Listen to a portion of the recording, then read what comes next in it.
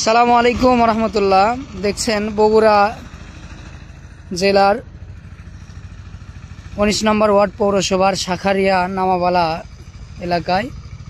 এখানে আমাদের কৃষক ভাইরা গত কয়েকদিন আগে যে বৃষ্টি হলো, এই এক রাতের বৃষ্টিতে এই এলাকার সব পাতার এটা পুরোটা ডুবে গেছিল। এই জমিটা একটু নিচু, তো এই জমির আলুগুলো গাছ প্রায়